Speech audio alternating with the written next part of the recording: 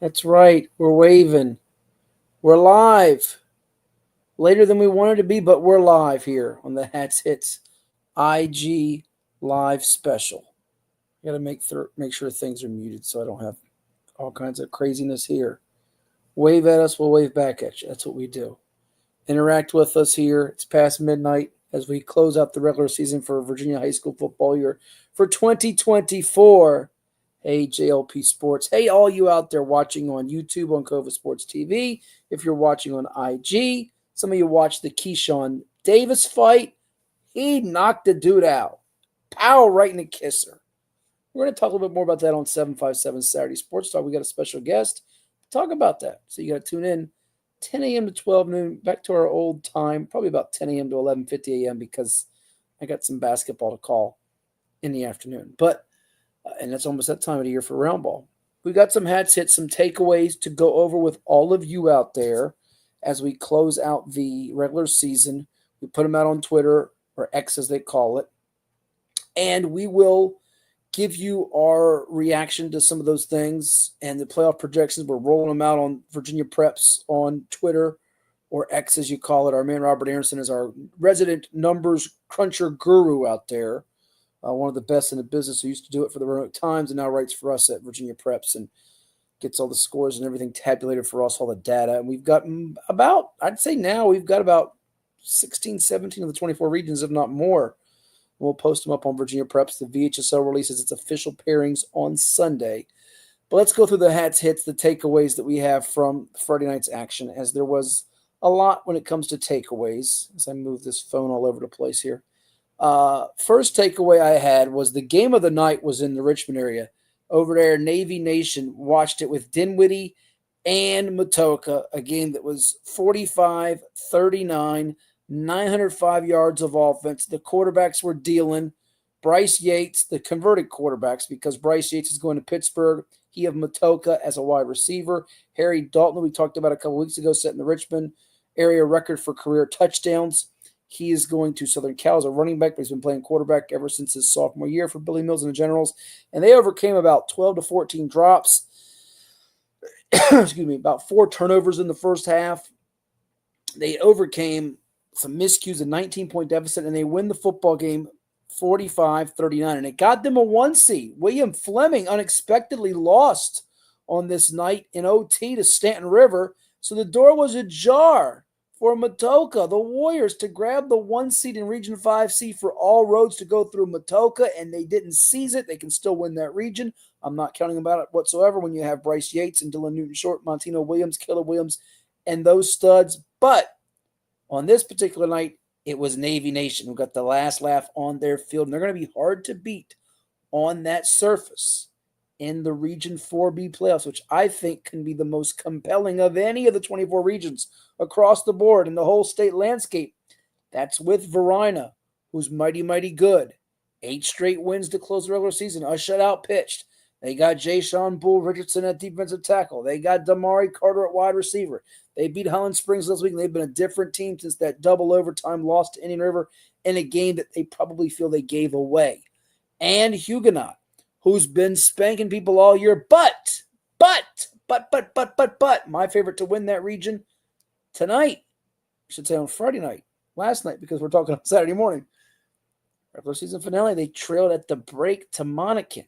So you say, what's wrong with Huguenot? Are they vulnerable? Could they be a little susceptible? Can they slow a Dalton? Can they deal with Verina's rock-solid defense and Carter on the outside and Caleb Weiss throwing it, slinging it all over the field? You start to wonder. And there are some really good playoff matchups across the board in 4B. I'm not sleeping on those teams like Powhatan and Eastern View and King George. I'm not sleeping on them. They have some quality players, and they will battle you for 4 quarters. So 4B, going to be a lot of fun. Number 2 on the Hats Hits takeaways. Maury Commodore said, "We are kings of the jungle. Hear us roar. Kings of Norfolk, kings of the 757, and kings of Virginia." Listen, this is taking nothing from any other top-tier program. There's a bunch of them. Phoebus has the longest winning streak in the state, and they showed their heart of a champion and resiliency and resolve in beating Warwick last Saturday. Liberty Christian's got a long winning streak. It's not quite 45, but it's like 24 and counting. Maury's now at 25 in a row. And they took apart Granby, who was 9-0, 55 to donut. Donut. Make sure you get those kids donuts, Doree McCain. Make sure you do it, Mike Privet. Make sure you do it, Coach Tevis. All you guys out there, Wayne Davis, all my Maury Commodores coaches, take care of them. Get them their donuts, glazed, chocolate, the whole schmear. I don't care if it's from Krispy Kreme or Dunkin' Donuts. Get them their donuts because they got it. I think I picked that score on our predictions on Virginia Preps 55-15, and I'm sure that would anger more that I said they would go up 15 points. But I thought they might get a cheap touchdown or two in the fourth quarter. I did not think this game was going to be close because, as I wrote and said on my podcast earlier, if you watched On the Hash with Hatfield, so they've won like the last 6 meetings by 7 touchdowns or more. So I did not think it would be tight whatsoever. However, it's got me pondering, not just will Maury repeat, which I think they will, and I've angered the rest of the state in Class 5, down the line from Matoka to Warwick to Green Run and fill in the blanks, but is the 2024 Commodores better than the 2023 Commodores? And the way they opened beating Wise of Maryland, Highland Springs, and Dinwiddie, you started to say yes. And then they've obliterated Eastern District competition. But what about the challenge out there to you, Maury Commodores? As great as you were on this particular evening, beating your city rival. Not really a rival at this point. I don't know that you're better than 2023. Looking at the raw numbers, and I'm a numbers guy. So I'm showing you outscored opponents last year, 2023, 619 to 84 regular season. That's an average of 53.5 per game.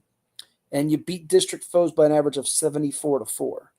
Well, this year, you just weren't up to snuff. You outscored I say that jokingly, by the way. I'm only teasing. I'm only kidding.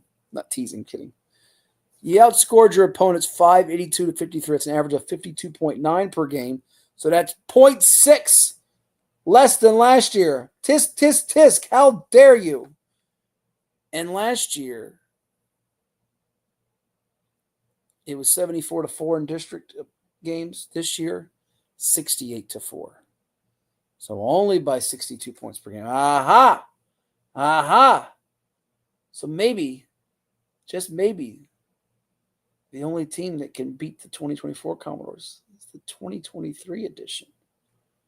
But you all can shut me up by doing it better in the playoffs. Bigger numbers, better numbers, huge, huge numbers. Better than last time. You know where I'm going with that, by the way. I'm going to leave that alone. Some of you out there watching it might not think it's funny. I kind of think it's a little funny. It's a little funny. It's a little comedy to it. Hey, look at the people joining. Coach Blunt out there.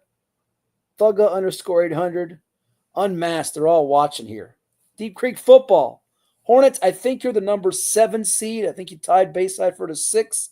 My projections are right.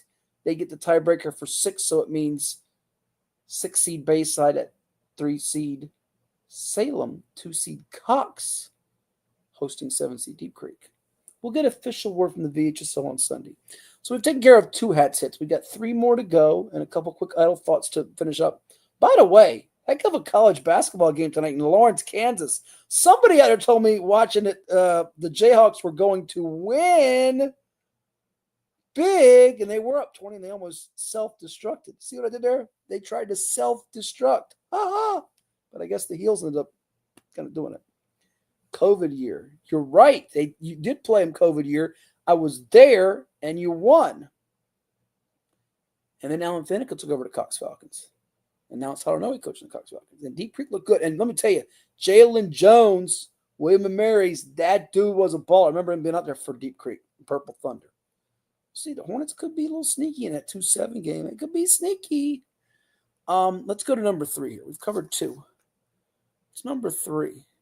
Liberty Christian. Did they put it on Jefferson Forest or what? My man Robert Edmonds was out there covering it for us for Virginia Preps. I'm sure he'll have a recap up later.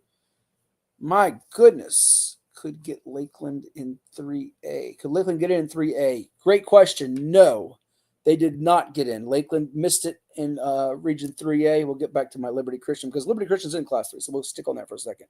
Your 3A ratings were, and we got it from our man out there. I got to give a shout out to Stat VA. He knows who he is out there. The stat guru. And I'm trying to find what he put out because he had it for us.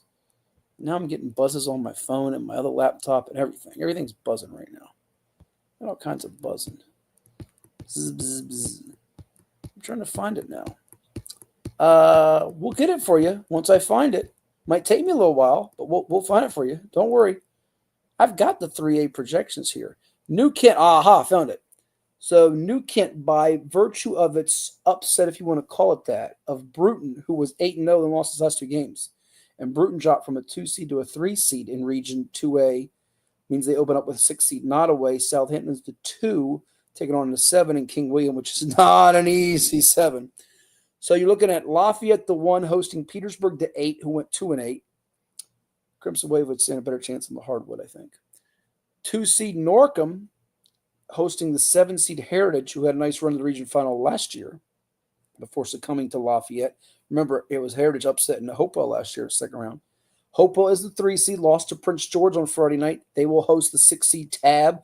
John Byron's Tigers going 4-6. And New Kent, 5 seed. They've won like 4 of their last 5. They responded from squandering that 24-point lead in the fourth quarter at Smithfield. New Kent, the 5 seed, at Colonial Heights, the 4 seed. And the winner probably gets the prize of Lafayette. I think we're looking at a Lafayette Norcom region final, Thanksgiving weekend. I give the edge to Lafayette. Although Matthew Alton at Norcom could be doing something. Give me that 1A playoff. Did my guys make it? I'm guessing your guys are the Franklin Broncos. And by the way, Unmasked LJB, I got a story to tell you later. It's going to make you laugh. I can't tell it on the live. I can't tell it on the show. It would be bad if I told it on the show. I'd get in trouble. Lots of trouble. I'm guessing he means Franklin. And well, let me look for that. While I look for that, let's give you the and by the way, we can't give it to you fully. Hey, Coach Carr's watching.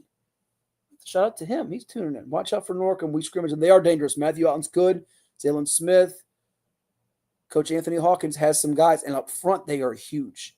Watch them against Thomas Jefferson of Richmond. If they put it together, they're not going to be out-athleted or have, from a talent perspective, against Lafayette, and they won't be intimidated. So that is a game. If Lafayette does not click early on offensively, they could be into a fight to the finish. And they've played them before in years past, and it's been tight. So I just wonder about Norcom not having the negative plays up front, being able to contain them, and defensively not having some breakdowns. It's not going to be because of speed, that's for sure.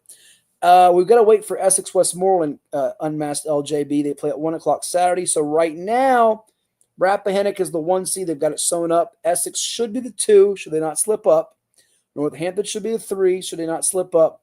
Westmoreland's the 4, Northumberland's the 5, that's locked. Middlesex the 6, that's locked. West Point the 7, that's locked.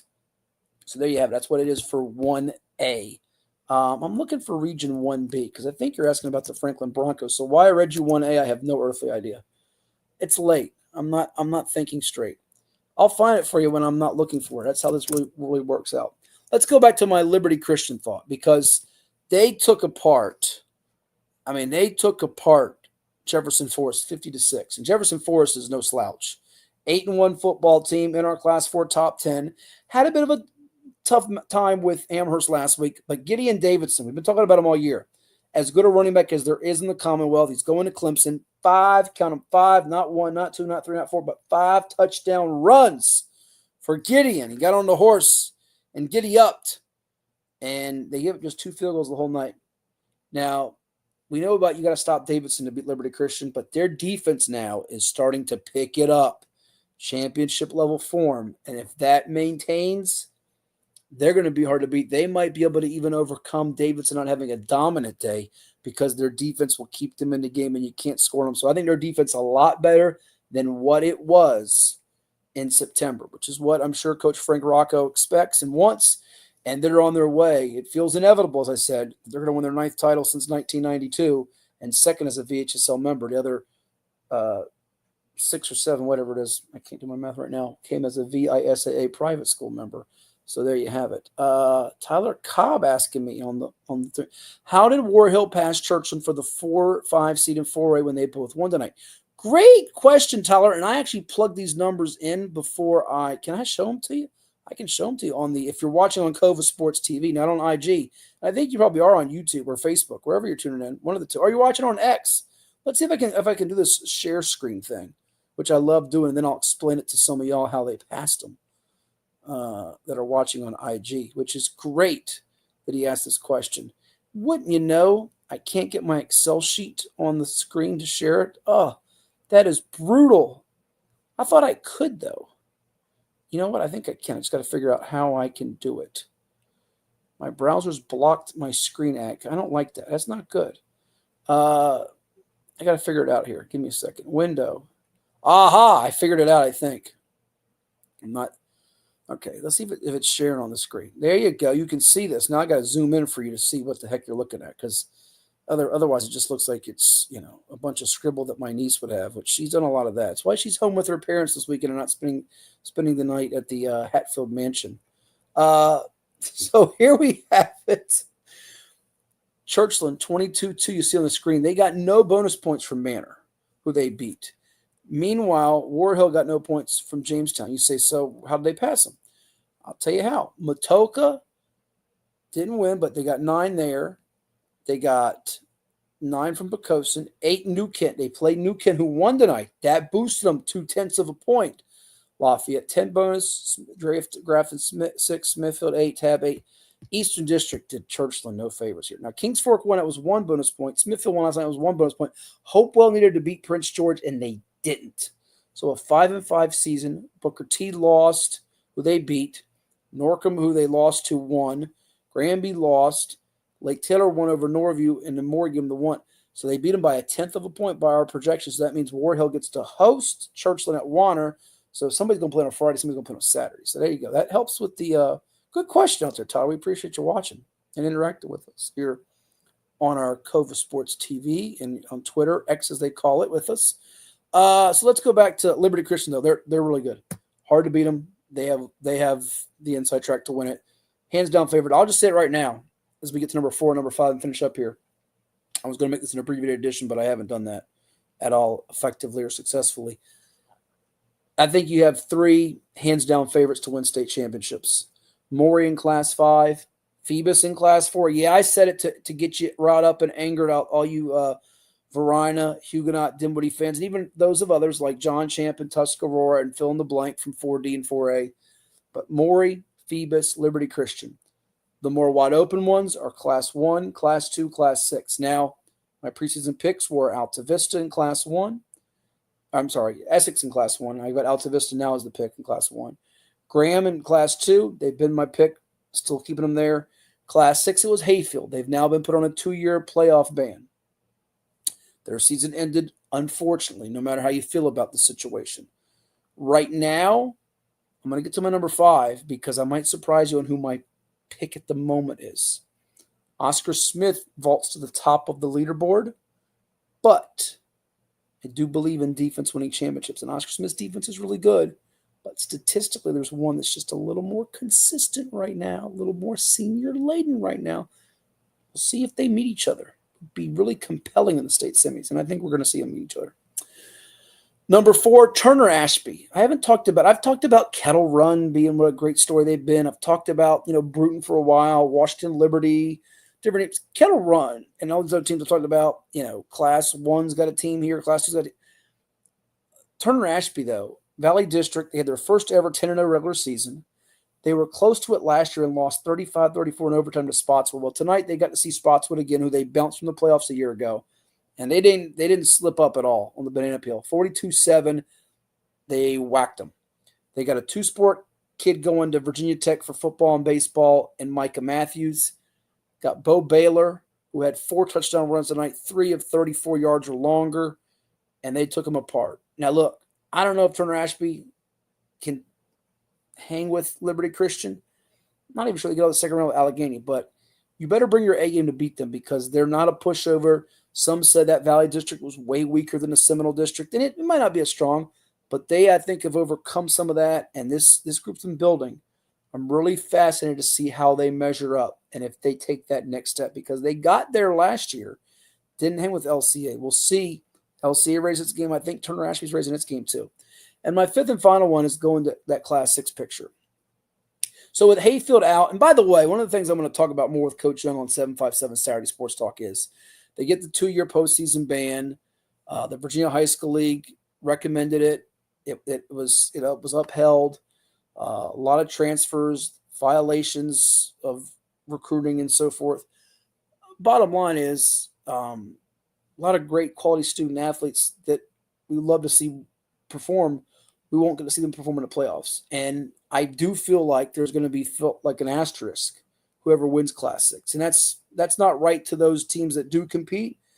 And some people don't think it's right for Hayfield, but whether you believe that or not, my thing is I just hope in all state meetings, all region meetings, coaches out there, and all you coaches out there, not all of you, but a lot of you watch this, don't hold it against those players.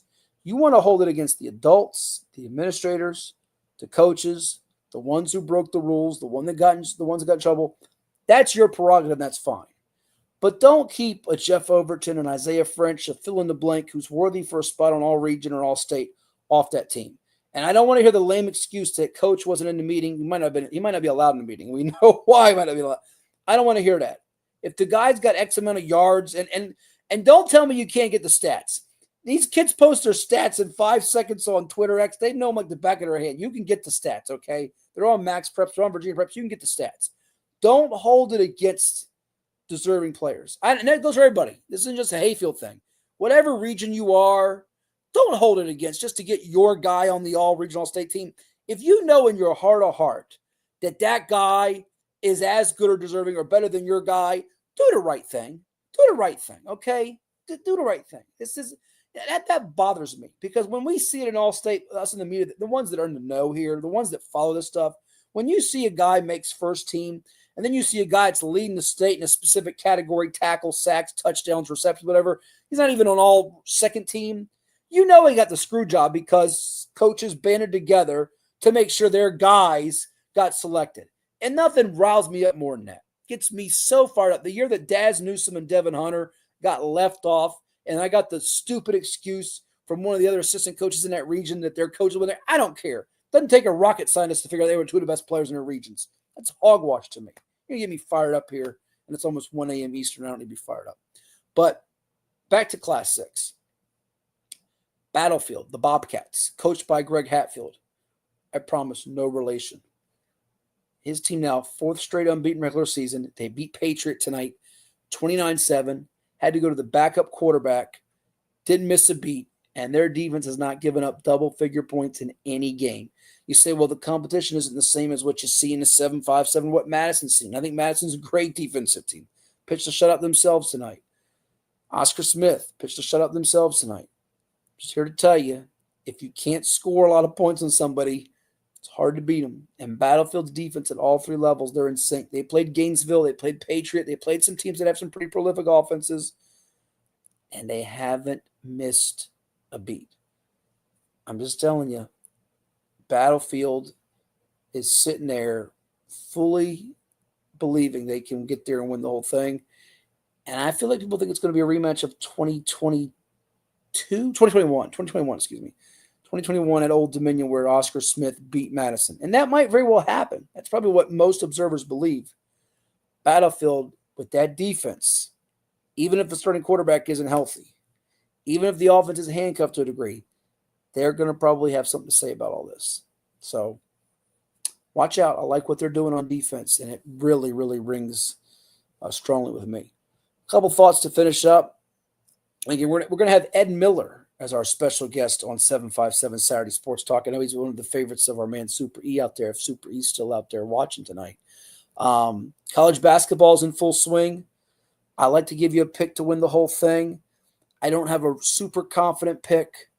I'm really liking Gonzaga. I didn't stay up to watch them play Baylor at 2 a.m, but I like Gonzaga a whole lot. I'm not in on Kansas. Alabama's really good. They could do it. I'm still sifting through it. Last year, I had 2 or 3 different picks. They all let me down. Michigan State and Auburn in particular. Connecticut repeated. I don't see a three-peat for them.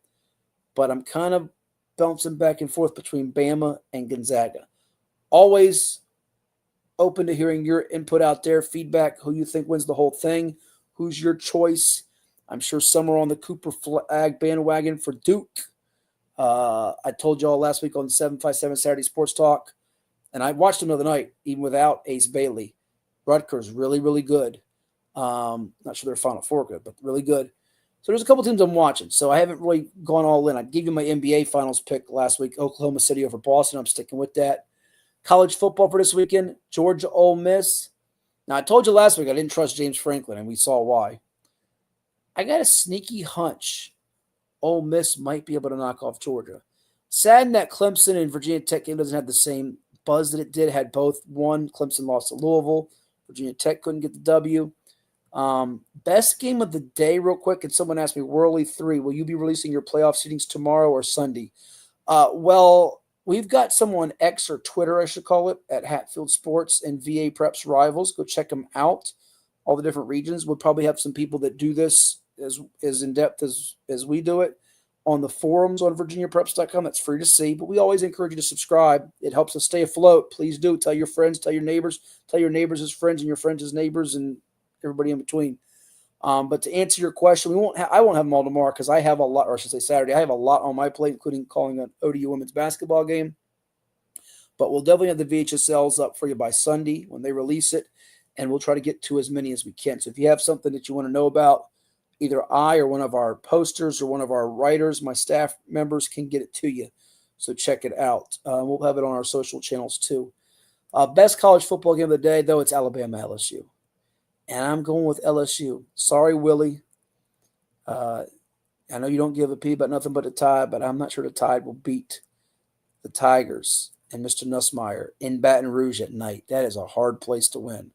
You better hope Ryan Williams goes off, and I mean goes off, off, off. Hey, Coach B, appreciate you joining and watching. It's almost that time, B-ball season.